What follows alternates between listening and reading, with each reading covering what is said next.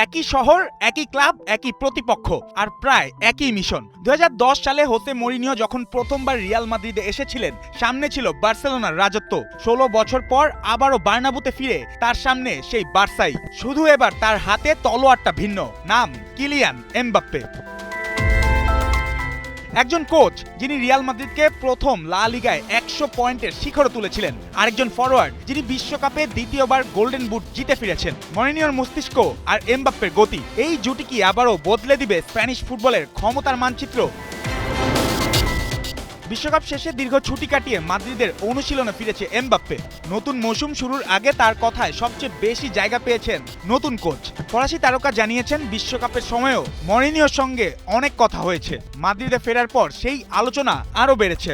এমবাপ্পের মুগ্ধতার জায়গা পরিষ্কার। মরিনিও জানেন কিভাবে জিততে হয় এবং বড় ম্যাচে কিভাবে দলকে কোন পথে চালাতে হয়। এই বিশ্বাসটাই রিয়ালের জন্য সবচেয়ে গুরুত্বপূর্ণ খবর হতে পারে, কারণ গত 2 মৌসুমে মাদ্রিদের সমস্যা প্রতিভার ঘাটতি ছিল না, সমস্যা ছিল তারকাদের একই ছন্দে খেলানো। ভিনিসিয়াস জুনিয়র একদিকে, এমবাপ্পে অন্যদিকে। দুজনেই বাঁ দিকের জায়গা পছন্দ করেন। দুজনেরই শক্তি, গতি ও সরাসরি গোলমুখী ফুটবল। ফলে প্রশ্নটা কেবল কে কত গোল করবেন তা নয়, প্রশ্নটা মরিনিও কিভাবে 2 সুপারস্টারের সেরা সংস্করণ একই একাদশে বের করবেন। এখানেই পর্তুগিজ কোচের প্রথম বড় পরীক্ষা। প্রথম মেয়াদে তার রিয়াল ছিল ট্রানজিশনের দানব। Cristiano Ronaldo, Ozil, Di Maria, বেনজেমাদের নিয়ে কয়েক সেকেন্ডেই রক্ষণ থেকে আক্রমণে পৌঁছে যেত দলটি। 2011-12 মৌসুমে সেই ফুটবলে এনে দেয় 100 পয়েন্টের লা লিগা। তার আগে প্রথম মৌসুমেই কোপা দেল রে জিতেছিলেন মরিনিও। বার্সেলোনার আধিপত্যে প্রথম বড় ফাটল ধরিয়েছিলেন তখনই, কিন্তু এবার তার প্রত্যাবর্তন আরও ঝুঁকিপূর্ণ। 2015 সালের পর লিগ শিরোপা নেই মরিনিওর। অন্যদিকে গত মৌসুমে রিয়াল কোনো ট্রফি জিততে পারেনি। 2009-10 মৌসুমের পর এমন ঘটনা মাত্র দ্বিতীয়বার। চাপটাই শুরু হবে প্রথম ম্যাচ থেকেই।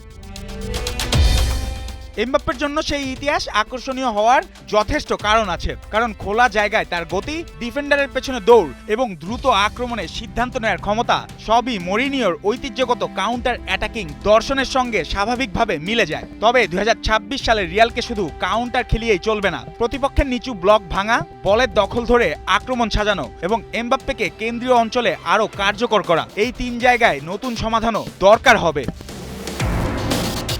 আর আছে ভিনিসিয়াস এমবাপ্পে ভারসাম্য। ভিনিসিয়াসকে দীর্ঘমেয়াদে ধরে রেখেছে ক্লাবটি, তাই কাউকে ছায়ায় ঠেলে নয়, দুজনকে একই কাঠামোয় ভয়ঙ্কর করে তুলতে পারলেই মরিনিওর পরিকল্পনা পূর্ণতা পাবে। এমবাপ্পেকে ভেতরে, ভিনিসিয়াসকে প্রস্থে রেখে দ্রুত পজিশন বদলে হতে পারে কার্যকর সমাধান। মরিনিওর দ্বিতীয় অধ্যায়ের পরীক্ষা তাই অতীতকে কপি করা নয়, নিজের ফুটবলকে নতুন সময়ের সঙ্গে আপডেট করাও। এমবাপ্পেরও দায় কম নয়। রিয়ালের হয়ে 2 বছর ধরে গোল করেছেন নিয়মিত, ব্যক্তিগত সংখ্যায় আলো ছড়িয়েছেন, বিশ্বকাপেও আবার নিজের গোল স্কোরিং ক্ষমতা দেখিয়েছেন। কিন্তু মাদ্রিদের জার্সিতে বড় কোনো ট্রফি নেই এখনো। এমন ক্লাবে গোলের হিসাব যতই বড় হোক, শেষ প্রশ্নটা থাকে একটাই, সেটা শিরোপা কয়টি? এমবাপ্পে নিজেও সেই ভাষাতেই কথা বলছেন। তার দাবি, নতুন মৌসুমে রিয়াল আবার শিরোপা জিতবে। দলের মধ্যে সেই ক্ষুধা তিনি অনুভব করছেন। সমর্থকদের আনন্দ ফিরিয়ে দিতে পুরো মৌসুম মনোযোগ ধরে রাখার অঙ্গীকারও করেছেন ফরাসি এই অধিনায়ক। 22 আগস্ট স্পানিওলের বিপক্ষে লা লিগা অভিযান শুরুর আগে এই ঘোষণা তাই শুধু আত্মবিশ্বাস নয়, নিজেদের ওপর চাপও বাড়িয়ে দিল। রিয়ালের জন্য এই প্রকাশ্য সমর্থনের আলাদা মূল্যও আছে। মরিনিওর ক্যারিয়ারে ড্রেসিং রুমের সম্পর্ক বহুবার তার শক্তি হয়েছে, আবার কখনো কখনো দুর্বলতাও। তাই দলের সবচেয়ে বড় তারকার আস্থা শুরুতেই পাওয়া পর্তুগিজের জন্য ট্যাকটিক্যাল সুবিধার পাশাপাশি রাজনৈতিক স্বস্তিও। সমীকরণটা তাই রোমাঞ্চকর। মরিনিওকে প্রমাণ করতে হবে স্পেশাল ওয়ান এখনো শুধু অতীতের উপাধি নয়, আর এমবাপ্পেকে প্রমাণ করতে হবে তিনি শুধু গোলের সম্রাট নন, রিয়ালের ট্রফি যুগেরও মুখ হতে পারেন।